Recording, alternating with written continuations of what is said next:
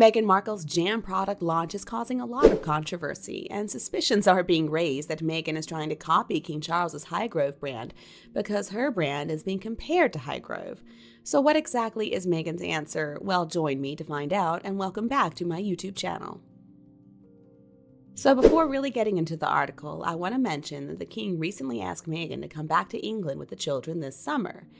It was a pretty stressful problem for both Harry and Meghan. This having to confront the royal family about the existence of their kids. But anyway, setting that aside, Meghan has just launched some new jam. Oh yeah, very exciting, right? But it looks like royal fans are not really big fans of her jam. Instead, they're buying the King's Highgrove strawberry jam. And that's increasing revenue for the King. So what is the connection between the two stories here? And I'm curious if the King forgot the summons because of this. I'm just joking. That's only a theory I came up with this second. The truth is, fans flocking to buy the King's jam has just proven that Meghan's product is stupid. We don't even know where it came from, and it's caused a lot of controversy recently. Okay, so let's compare the two types of jam, one from King Charles and one from Meghan. Okay, so first let's talk about Highgrove. This is King Charles's brand of organic strawberry jam. So this jam brings the summer flavor of quintessential British strawberries. It's a very attractive combination of ripe, delicious, juicy strawberries and lemon. Strawberry jam is cooked in small batches according to the original and signature Highgrove recipe. The taste is full of fruity aroma and is quite delicious.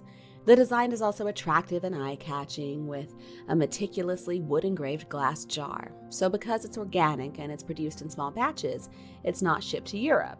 Basically, it's professional. In addition, Highgrove has some other products for sale like cookies and wine. Now, Highgrove stuff is very good quality, it's delicious, and it sells out incredibly quickly because it's all small batch and handmade. So this whole Highgrove line is organic and supports valid charities of the King's choosing. It's not really that expensive to ship to the US if you buy a lot of it, which I think many people are planning on doing. It's some really good stuff.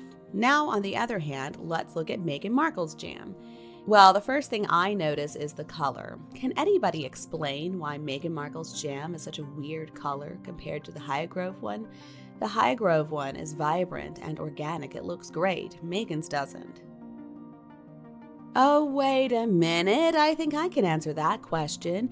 I guess it's because Meghan just bought some jam from Costco and she forgot to stir it before she put it into the jars that she ordered off Amazon. It's clearly been overboiled. It's cheap. So cheap commercial jams are cooked at really high temperatures. They have to be that way to meet industrial standards. But the result is simply not good. It results in those pink-gray berries, especially if the berries aren't fully ripe. And another problem is they'll pick them when they're still partially white. As far as I know, it could be one of those sugar-free jams, which is basically just a gloopy set fruit puree with some kind of other sweeteners like stevia or xylitol. And then they'll use thickeners like xanthan gum. That could explain why it looks so pitiful. It doesn't look like strawberries cooked down in sugar, that's for sure. It would be a much darker red if that were the case. Now, personally, I hate the taste of those fake sweeteners like stevia. I can't stand it. It messes with my tummy too. I've been up all night with abdominal cramps after eating that crap. Honestly, it's not something that people should just eat without testing a little bit first. So if Meghan Markle gives all of her so-called friends food poisoning, and if this jam has a bunch of fake sugar in it, which she hasn't told any pet owners about, she's going to be in big trouble. Honestly, this is a disaster waiting to happen, like most of Meghan Markle's endeavors. So for my family, I'm not going to buy crap like that. I will only buy real quality jam like what King Charles is selling, or I'll make it myself. I know how to do that too. I have an auntie who still makes jam every single year, and it's delicious, and it has never looked like Meghan's crap. Strawberries aren't even in season yet, so there's no way they're going to be as red and juicy as they should be. In my opinion, it's a few weeks too early.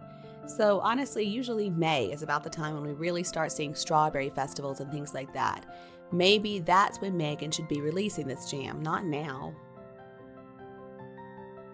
Because I don't know about you, but I can't stand the taste of those off-season strawberries. I think they're grown in greenhouses in Mexico or something, but they never taste very good. They're simply not sweet.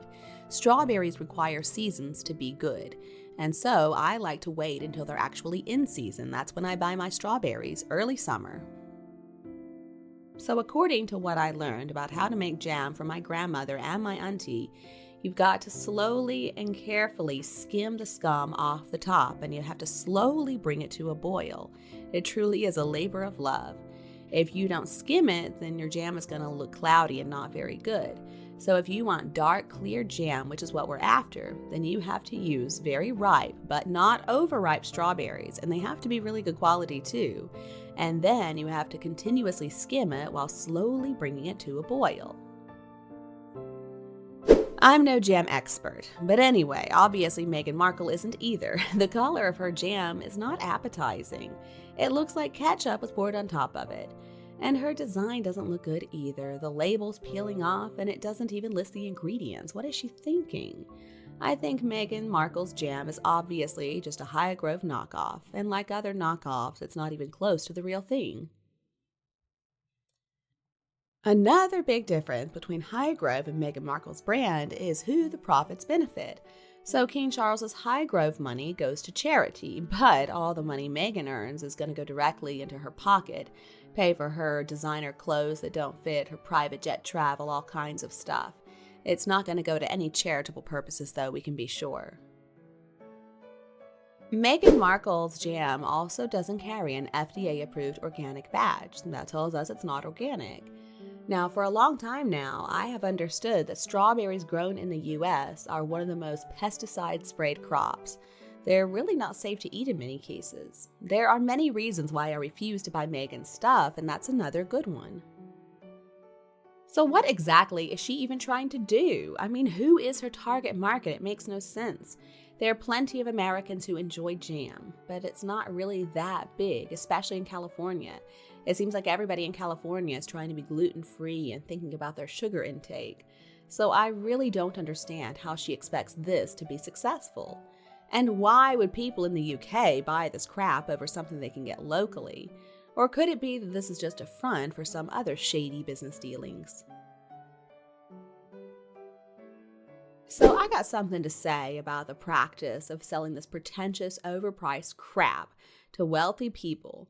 In my opinion, this kind of thing is not good for society. It perpetuates elitism, it encourages wasteful consumption habits, and it really widens socioeconomic disparities.